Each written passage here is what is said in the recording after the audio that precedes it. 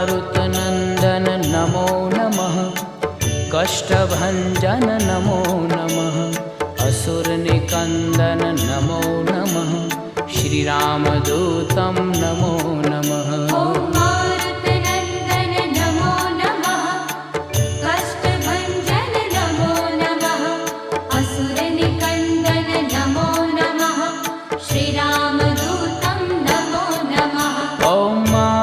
नन्दन नमो नमः।